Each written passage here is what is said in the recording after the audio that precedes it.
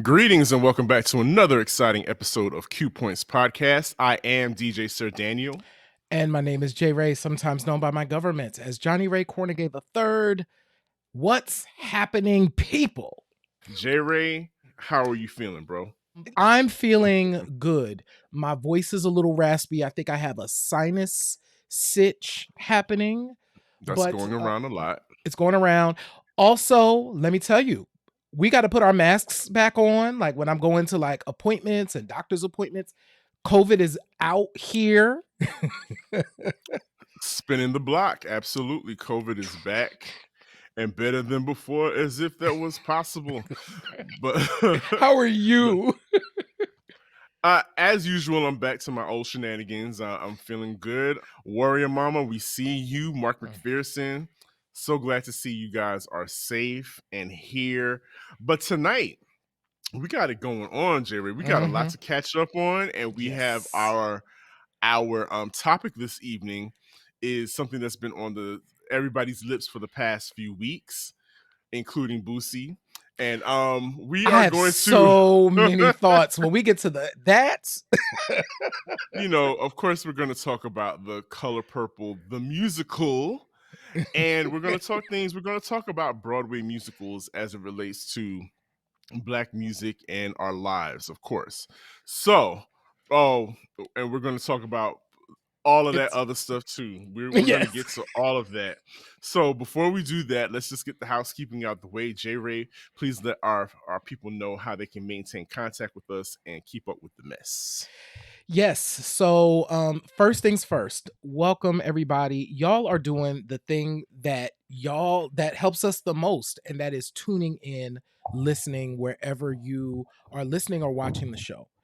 That is important. So just go ahead and hit the subscribe button so that you can get notified whenever we go live or have a show, anything like that. That is completely free. Also, share it with your friends and family. That is completely free as well. If you like Q Points, they will like Q Points too. And it helps us to spread the word about the show. So that's super dope. You can join our mailing list as well. So make sure that you do that. You can become a Q Points insider. That gives you some other stuff. We only send that email out like once a month, sometimes twice. But it gives you some additional kind of behind the scenes stuff. Our Q Points magazine is popping. Like Q Points magazine is its own entity. It's gorgeous.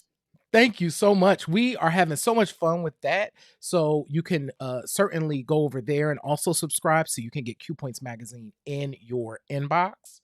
And last but not least, you can support us by purchasing merch. So if you visit our store at store.qpoints.com, you can purchase merch.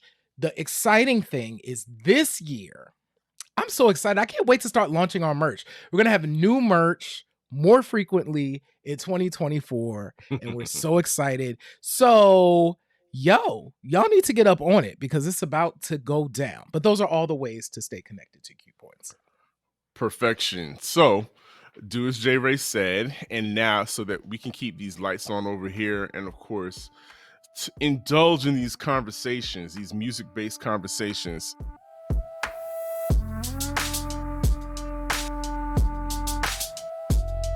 So one of the things that as we were kind of closing out last year, we knew that The Color Purple was coming out because it was, baby, the moment the strike was over, Oprah called on her phone and she said, get everybody on the plane, kids. And people started promoting because it was Color Purple time. Boy, did they. Did they? And baby, you can't tell me that Oprah didn't get that strike done, right? You can't tell me that Oprah didn't end the strike. But we were talking about like, the importance of Broadway shows and those Broadway shows that become then movies, right? And one of the first ones that we ended up talking about was Dreamgirls, which of course is almost 20 years old. This is that movie is 18 years old now. And of course, the film was based on the early 1980s Broadway hit musical that starred Cheryl Lee Ralph, Hmm. Loretta Devine, and the Jennifer Holliday. These are household names in Black culture, right? They starred in this Broadway show that I never got a chance to see on Broadway, but it was important that that show and that story then it made its way to the movies. But Sir Daniel, what is your memory of Dreamgirls as a kid? So, as you all know, I grew up in New York in the early 80s, late 70s, early 80s. And Broadway is like the industry that keeps New York running. It Mhm, attracts tourists from all over the world. People come from everywhere to see a Broadway play in New York City. So, you're going to see commercials all day long ad nauseum about some Broadway play. There was a time where I would hear I can hear the cue of a song and know, oh, that's from Cats, mhm, because the Cats commercials was running all the time. Les Mis, I knew that 1 20-second clip. I knew the 20 seconds that would play from Les Mis on the commercial, and I know that those verses to that. And you name it. And so Dreamgirls was no different. And I just remember the coming to the Broadway theater, la, la, la. One night, and it would be that same commercial with their fingers pointing out, one night only, and Shirley Ralph and Jennifer Holliday and Loretta Devine starring Dreamgirls. And I just remember seeing that commercial ad nauseum as a child, and just being completely aware of Dreamgirls, but never actually having seen it myself. Later on, of course, as I got older, I became familiar with the songs associated with mhm, Dreamgirls, like all of us. And then to experience the movie in mhm, 2005, um, and knowing that those this new cast had those major shoes to fill was very exciting, especially when it came to Jennifer Hudson. You know, mhm. that movie was squarely on her shoulders, and she did share some of the weight with Beyonce, but that movie was squarely on her shoulders because people wanted to see what was going to happen with the runner up Yes. from American Idol, because she didn't win Yep. American Idol. So they were going to what's going to happen with Jennifer Hudson. And here she had this moment, and she took that moment all the way to the Oscars. Yeah. The movie, I remember, um so leading up to the film, Beyonce was of course the bigger star. Like she was the more, let me say that differently. She was the more well-known contemporary star. Anika Noni Rose is already a star on Broadway. Like she is, like we know her. Um Television, all of that. Yep. all of that, right? To your point, that was the thing with Jennifer Hudson was like, okay, so what's Jennifer gonna do? But everybody was, it was Beyonce was being set up as like the thing. And so it was funny when I went to see Dreamgirls. Hmm. And I was like, the moment that Effie appeared on screen, I was like, oh, she's eating right now. When she walks in there, the where's Effie, and Effie showed up, it Hmm. was very clear what what Jennifer Hudson was going to give. Yeah, and shout out to them, to all three of those women, to Mhm, drive, to be in the driver's seat of that movie, of that huge institution of a franchise. Dreamgirls is a a franchise. franchise. Mhm, And of course, it helped to have a Jamie Foxx who was mhm, at the height of his superpowers by the time that movie came on, because he had already won an Oscar for Ray. He mhm, was already a huge recording star at that point, hobnobbing with Tom Cruise and later stole mhm. his wife. And then, and was the hot guy in Hollywood. So it was just a perfect storm for a perfect situation. J Ray, what was your favorite number from the Ooh. film? So it's funny. So Sir Daniel and I, and we had some, folks that would pop in and joined us. We actually watched Dreamgirls together. Hmm. And we're gonna do more of that too. So look out for that. Like you might get a chance to watch stuff with us, right? So we watched Dreamgirls together, and I had not seen it in a long time. I can't remember the last time I actually saw Dreamgirls. So, ooh, this is hard.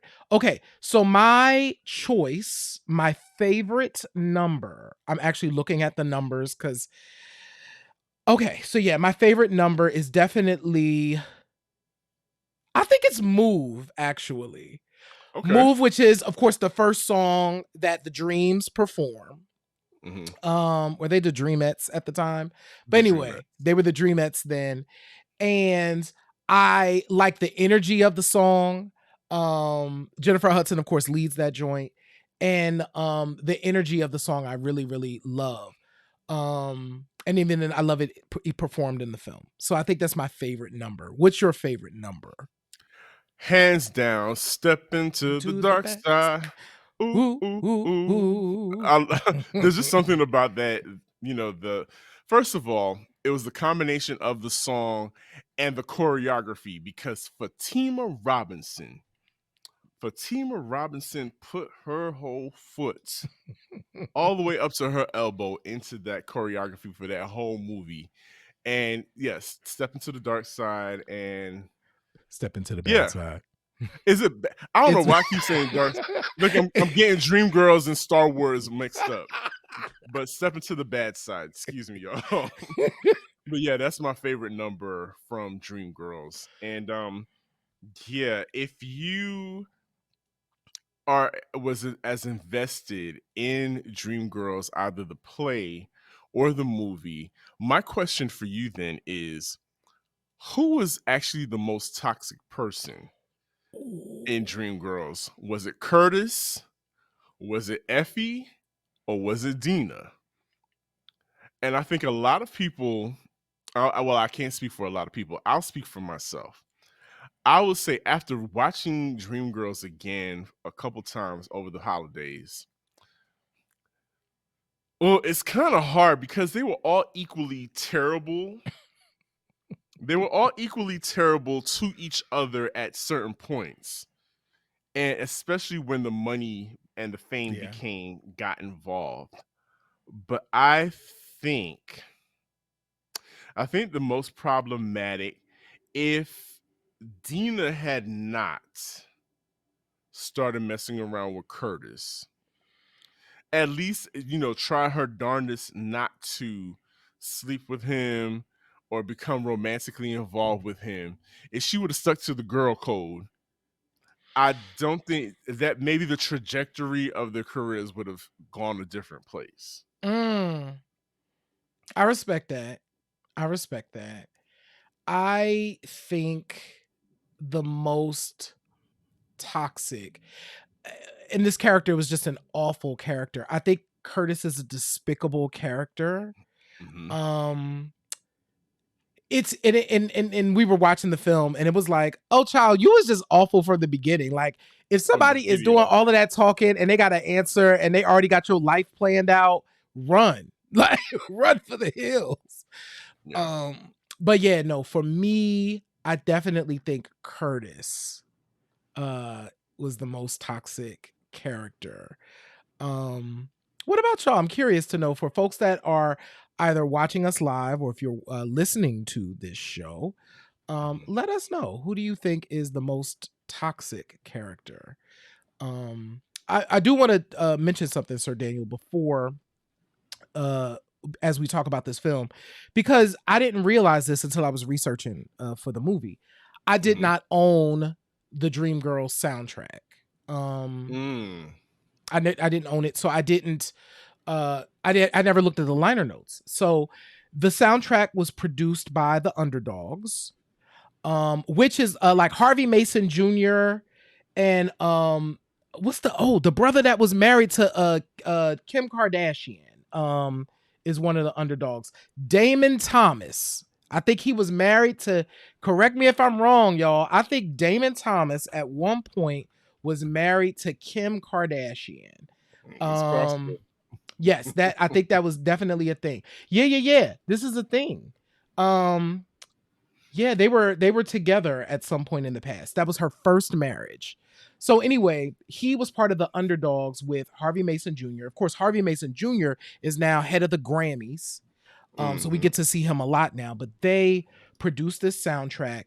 You mentioned Fatima Robinson as the choreographer. So this movie just had so much going for it, and it looked beautiful. Like it was a beautifully shot film. I mean, just polished. The colors popped. Mhm. The costuming, the hair, it just all worked. Yeah. It just all worked, and we can't forget about the genius. We had this conversation about comedians on the other side of the show, and we can't go without talking about Eddie Murphy, who hands down ruled the '80s Mhm. as a comedian and movie star and just an all-around superstar. Eddie Murphy was it. And he proved this was like a really big moment for Eddie It Murphy was. because it had been like a huge gap between like the Dr. Dolittle movies and what was happening now in Dreamgirls. And this was a dramatic role, Mhm. and he sang because I think a lot of people forgot that Eddie Murphy can actually sing and had a whole singing career, recording career outside of movies and comedy. So I thought it was very important that we bring him up if we want to talk about the comedy greats. That is a comedy superstar. Eddie Murphy is like he's set in stone as far as like the bar for comedy, music, and acting. So we couldn't go any further without mentioning Eddie Murphy. And the story, like you were mentioning, Curtis Mhm. and his character is just the embodiment of everything that we talk about on Q Points as it relates to the music industry. Yes. So, J Ray, why do you think this story still resonates and is so important and still matters to this day? I think it is a story about women getting from up under the foot and the thumb of controlling men who don't mean them no good. And when we it is one of the things, like you just said, we talk about on this show all the time. I think these women found their power, right? And were able to, like, listen, if I need to start again, I'll start again, but that's more important than staying here and being part of this. um I think it's so critical. So I think it resonates because it's kind of a universal story, and interestingly enough, similar to the next film that we're going to talk about, right?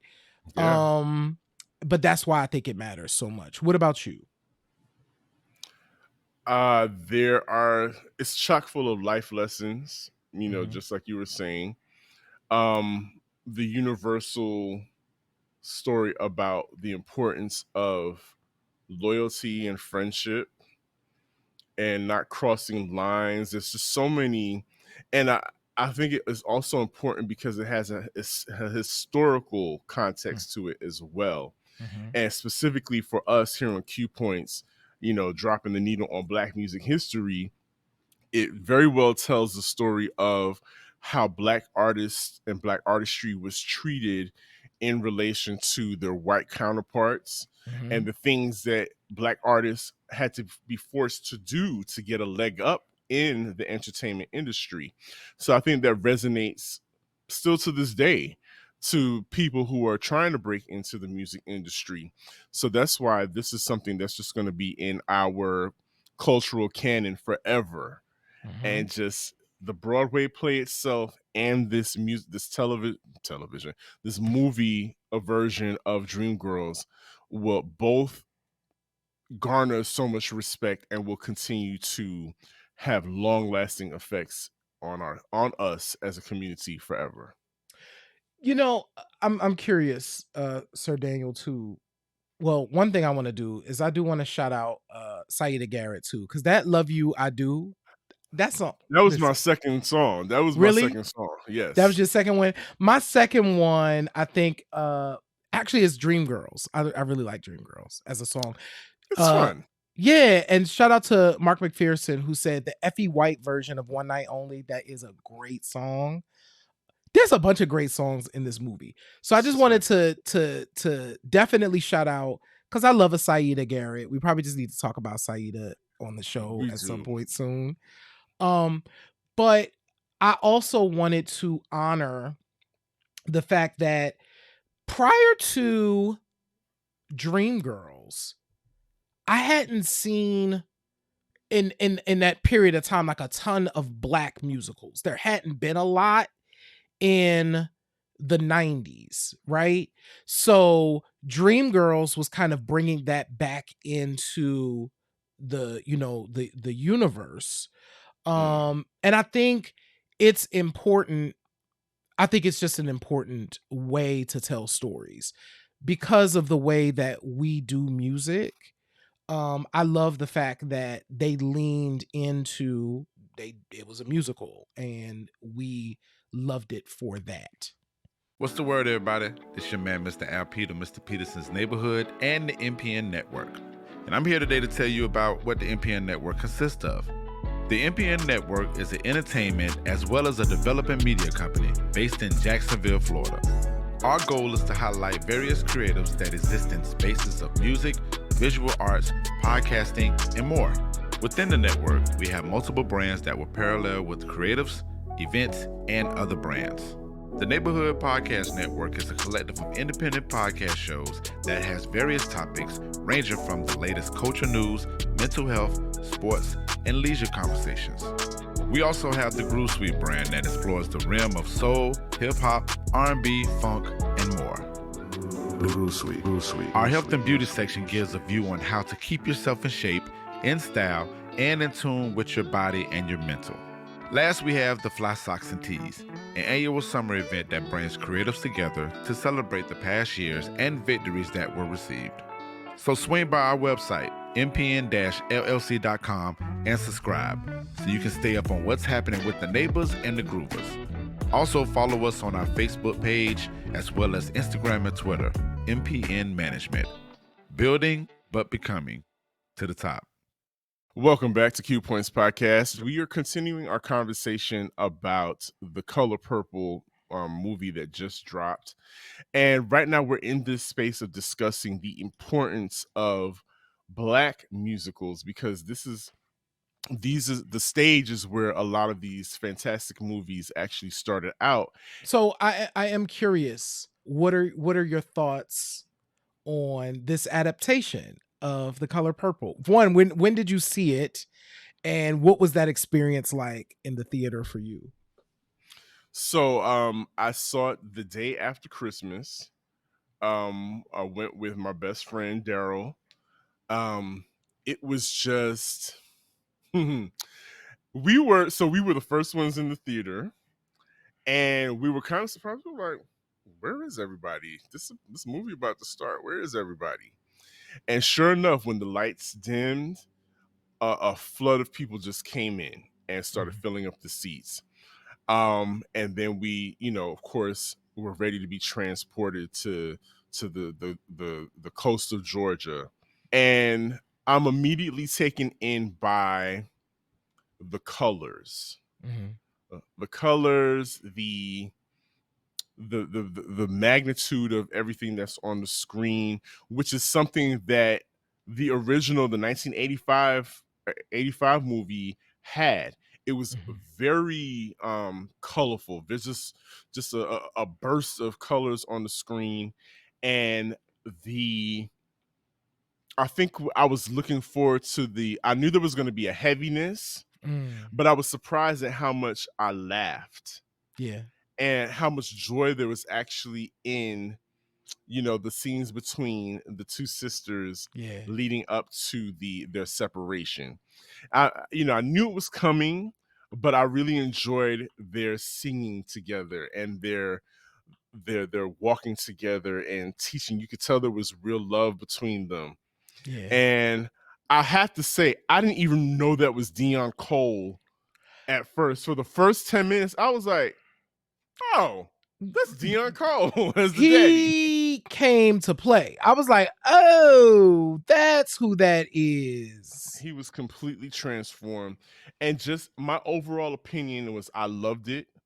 Fatima Robinson, of course, Again. just really gave this. You could see Fatima in the choreography. I could see moments of Aliyah. I could see Yep. moments of other people, Mary J. Blige, other people that she has choreographed for. I could see kind of those movements that Yes. gave it a modern feel, but it was still a time period piece. Yes. And not for nothing, I know everybody has been talking about Fantasia, but not for nothing, Taraji P. Henson she really came in there and killed it with her Suge Avery singing scenes. I think again, like Eddie Murphy, a lot of people don't realize that she has a voice and she can actually sing. And I was blown away by her performance. I really was. And I really loved David Alan Grier as well. Oh my goodness. I didn't even know David Alan Grier could do what he was doing.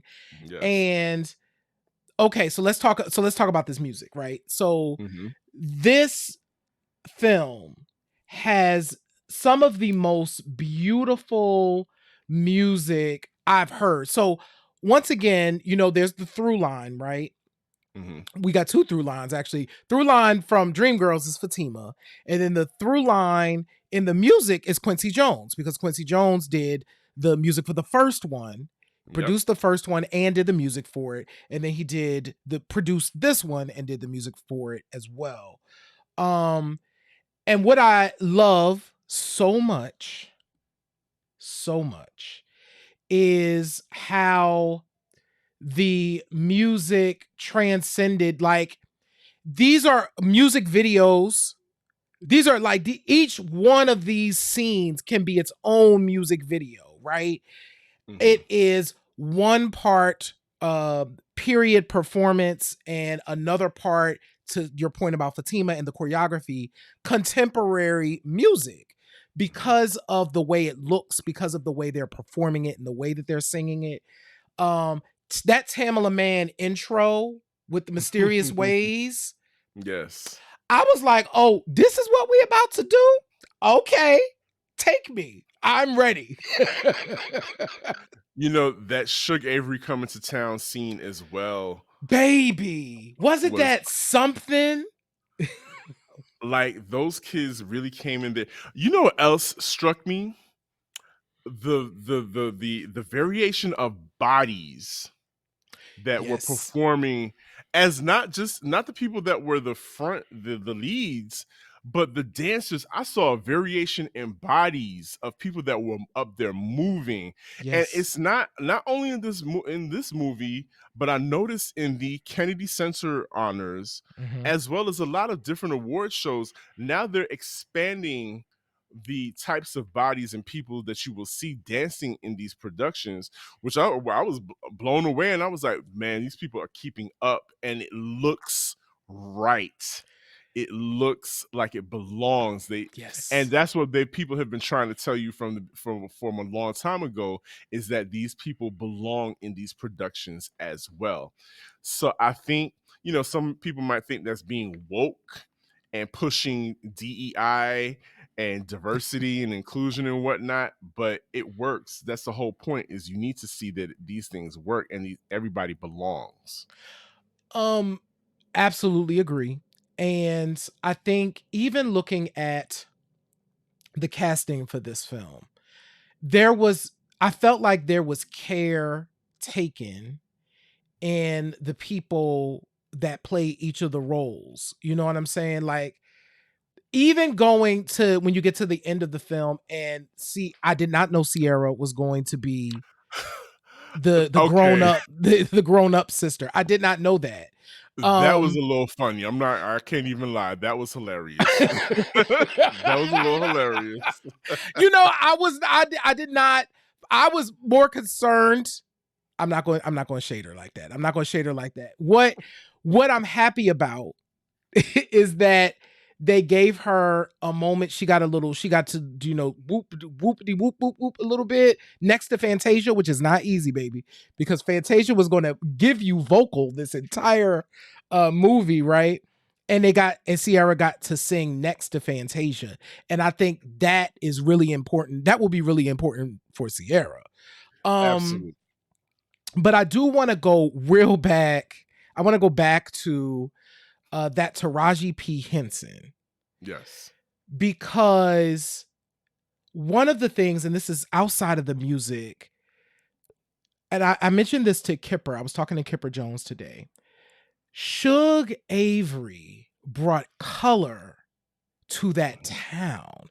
Like, it was amazing watching when Suge arrived, how I felt like everything was brighter. It wasn't just Celie.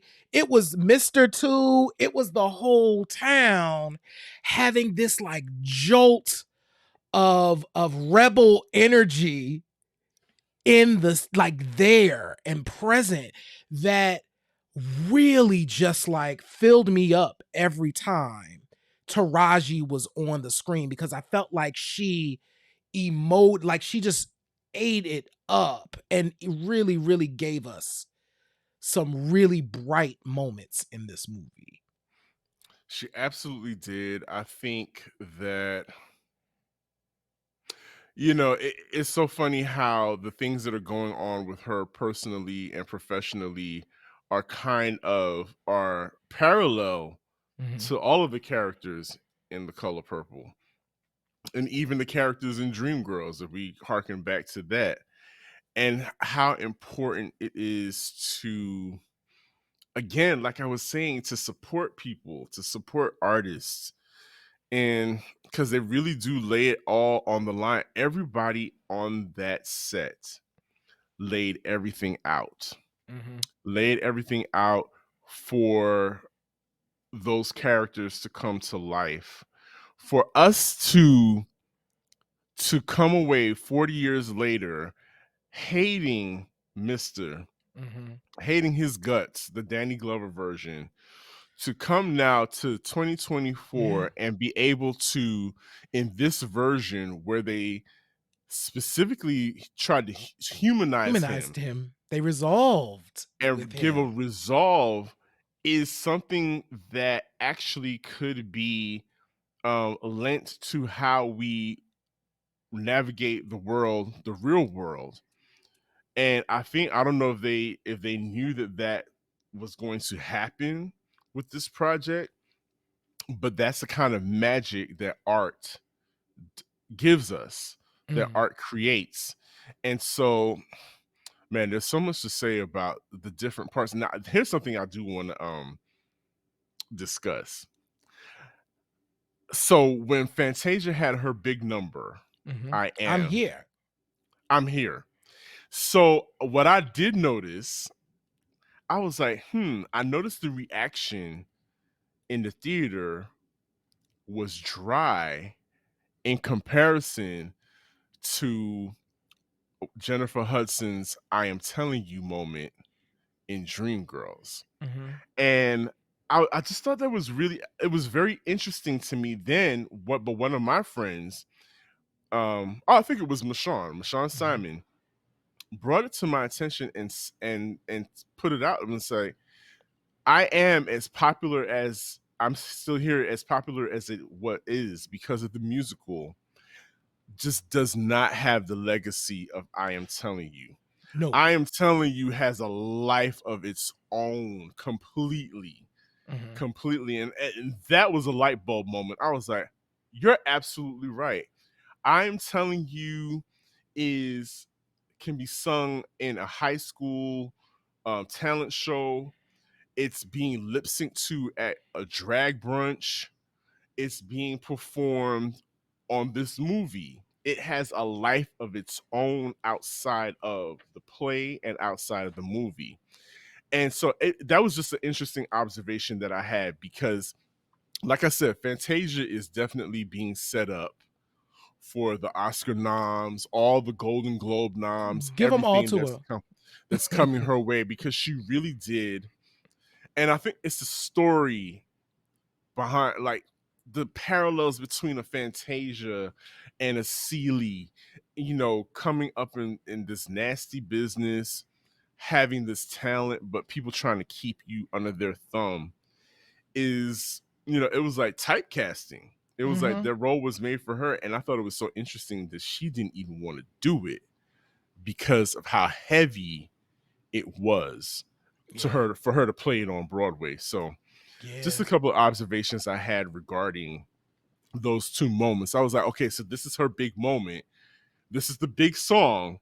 This is what they're going to be submitting to all the Oscar Mm-hmm. people, to the Golden Globe people. This is what we're submitting to you for consideration for this award. And that's how they did that for Jennifer in Dreamgirls. Right. And yeah, so I was just like, oh, this didn't land here in the theater. Like, when I was at the movie theaters, people were standing on their feet and giving a standing ovation during a movie, and almost missed out on dialogue because people were still clapping after Jennifer Hudson was finished singing. I am telling you. So when I saw The Color Purple, because I only saw it, I saw it last night. So I went last night. And Mhm. and there was, it was a very light theater. I will say the moment in I'm Here, and and catch it, was the moment when Seeley broke the fourth wall and was looking right at us and pointing at me. I was like, Mm. oh wow, she's talking to me. She's talking to all of us right now. I definitely agree that that song just doesn't have the same legacy, right?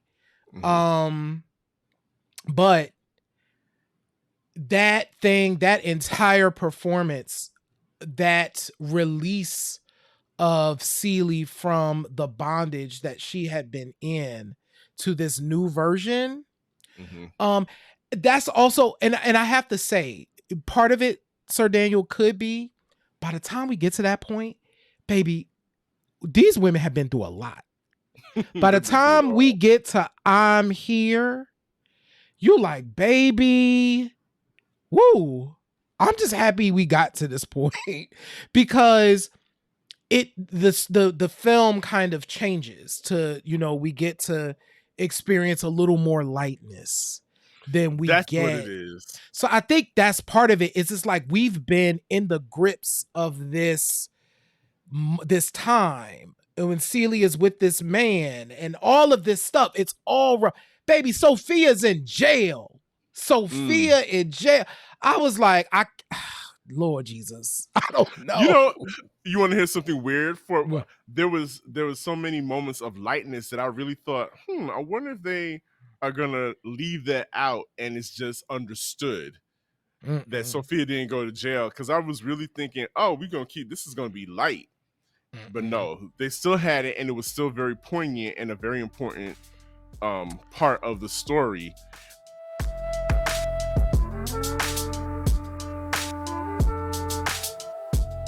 You brought something to me. I had an aha moment. I think we Mhm. have been holding on to the memory of the 1985 theatrical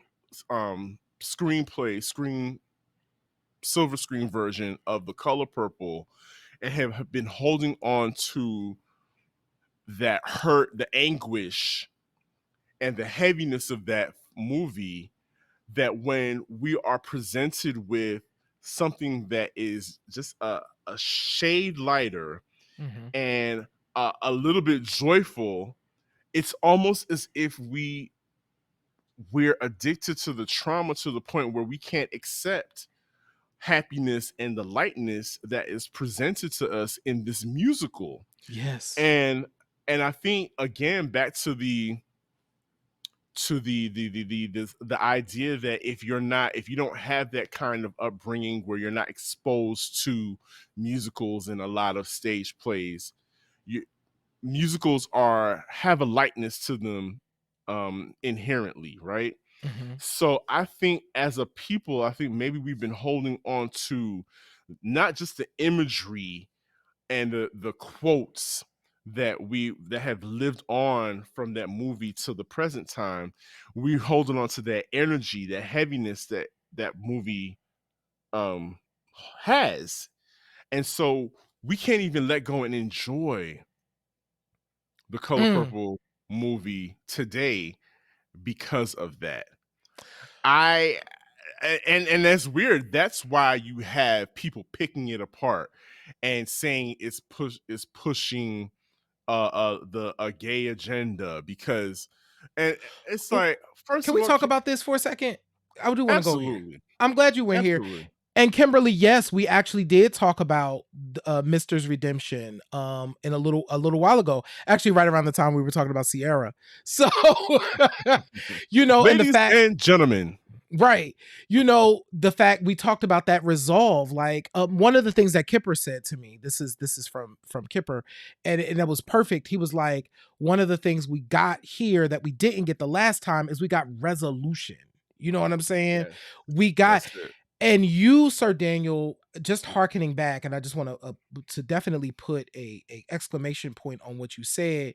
Is that's why grace for people and giving them room to live and to grow is so important. Because Mhm. listen, every people have the opportunity to change, right? All the things that shaped Mr. was an awful person and a really despicable character. And we got to see why he was despicable, baby, because Lou Gossett Jr. was acting, okay? Lou Gossett came up on this stage and Lou Gossett was chewing. I'm like, Lou Gossett eating up the scene too. But we got to see why Mr. and how Mr. ended up and how his son was like, I'm not going to be him. There you go. And that's so beautiful how these people were breaking these curses. So I want to say that. But to your point about going back to the relationship of between Celie and Suge, I was grinning from ear to ear. You could not stop me from grinning when Taraji and Fantasia were singing What About Love. That was the most gorgeous, freeing experience of watching these two women who have this affection for one another express it openly and during, because Mr. saw it, express it openly and during a time when society today will tell you that no, we wasn't doing that back in the day. People ain't do that back then. They wasn't doing that. Y'all, this book was written in 1982. The book was written in 1982, right? So I think it's some BS. I think people are always moving the goalposts for what is acceptable and could not understand the men in Celie's life were never going to see her the way Suge saw her. Because if Right. they were going to, they would have done it already. Suge saw her. And I think, and that point should resonate with someone like Abusi, Right. because from what I hear in some of his conversations and his retaliations, is that people don't give him any grace and give him opportunity to make mistakes and grow. And it's so funny, it's so meta that you can't understand that you're being represented on that screen. Mm. You're actually being represented on that screen. You're actually Celie, Oh. Boosty. You're actually Celie, and you want us to be Suge and see the beauty in you and accept you for the beauty that you have and watch you grow and change, right? You're also Mr. He's You know, very we much Mr. Right. You're also Mr. We need to see you and know that you deserve redemption. But it's so funny that people can't actually, are so, wow, they're so caught up in the muck of being themselves and being caught up in everything and the malaise of drugs and excess and too much information, that you can't disconnect for a minute and sit in a theater and actually have enough empathy to see yourself, see Mm. your humanity, or recognize the humanity that's in you in a character on the screen, because that's what movies are supposed to do. That's what characters do, is they reflect back to us parts of our humanities. If you ask any actor that's playing a villain, they will tell you, my job is not necessarily to play up the nastiness. My job as an actor is to find a part of that humanity in that character and find out why they're acting this way. And so once I dig into that, then I can fully embody the character, because that's all of us. We've all got a villain and we've all got heroes within us as well. So I think, the chatter, some people just like to say things just to be heard and feel like they don't exist if they're not part of the conversation, and maybe this is their way to doing it. But for those of us that are emotionally intelligent, we get it. We get it. And what we can do is what this movie will teach us, is that we can continue to extend grace to people to an extent. We're not going to be, we're not going to be stupid and keep them around, but we're going to extend grace to you from over here while you're over there. We'll love you from we'll love you from over here. That's You stay exactly. you stay where you at. You over there. So, okay, so Sir Daniel, what is your favorite number from The Color Purple 2023? I gotta say, it was definitely Suge's juke joint scene. Baby, was it Push the Button? Push the button. She pushed it all right. Do you see the Paula Pushed Abdul it. moment? When the lights went out, is the cold-hearted Yeah, moment. yeah. So again, the modernity of it all. Fatima injecting her years, decades of working on music videos, that sensibility injected, and it worked. It worked. It still looked like a period. It still felt like a juke joint, but it gave it was Fosse. It was all of those influences all wrapped into it, and it just made it amazing. So yes, that was definitely my favorite musical part of the movie. I also enjoyed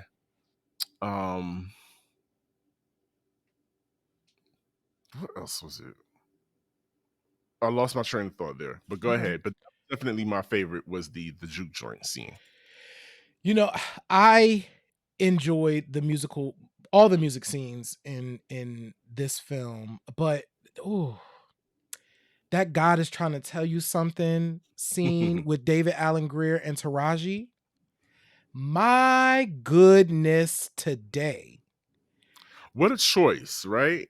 Right, because we have in our minds that 1985 performance and big gospel number. Big gospel number. And it's so funny, when this moment was happening and as beautiful as it was, I was like, oh, I wonder if like a choir is gonna be in the church, which wouldn't make sense for the story, right? And then to do it in this beautifully done way, and then just have the moment of them hug at the end, where it's like, once again, resolution of, it ain't have to be all of this. It is, this my daddy, and the daddy, this is my daughter. Excellent choice, excellent observation. The restraint of that scene, it's like, okay, y'all really gave it another layer of like, okay, there's intimacy in this moment and healing. It was everything. That was dope. That was really dope. I appreciated. That's how you do a remake, folks. Yes. That's where the creativity comes into play. My goodness.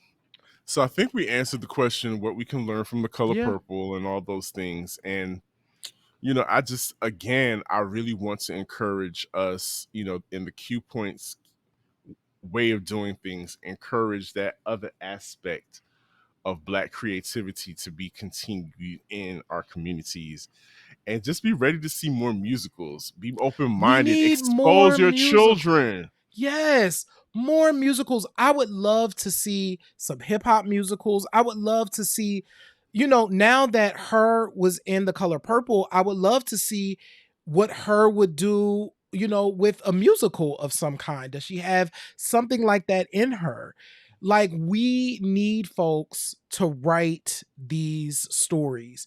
And one last plug. One plug before we go, because this woman is the writer of one of my favorite songs of all time, and she co-wrote the music for The Color Purple, and that is Brenda Russell.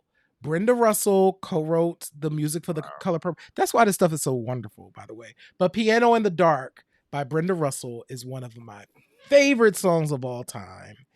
And a little bit of love. Give it a little bit. Yep. You all know a little bit of love Yep. when you hear it. When you hear I Don't Want to Be a Player No More by Big Pun and all of that stuff. Brenda Russell is a huge deal. Yes. Look her up, folks. Yep. So just wanted to give a plug for and show love for and give Brenda Russell her flowers. But definitely go see The Color Purple. It's still, of course, in theaters. I'm sure it'll be moving to streaming platforms soon.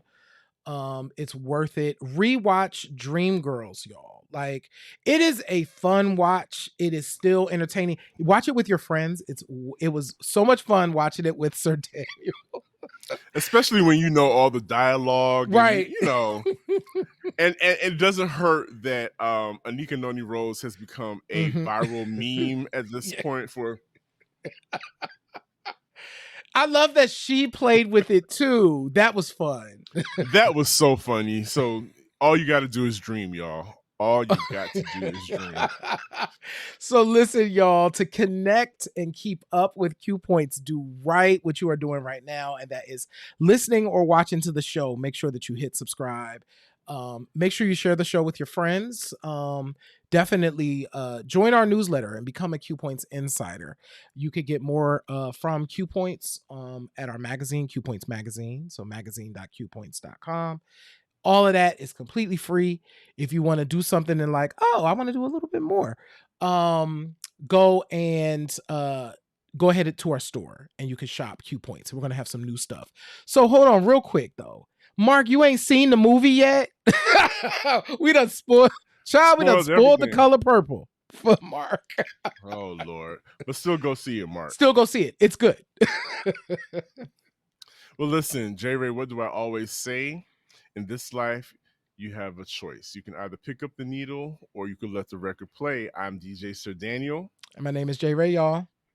This has been Q Points Podcast, dropping the needle on Black music history for 2024. Let's get it. We'll see you on the next go round. Peace. Peace.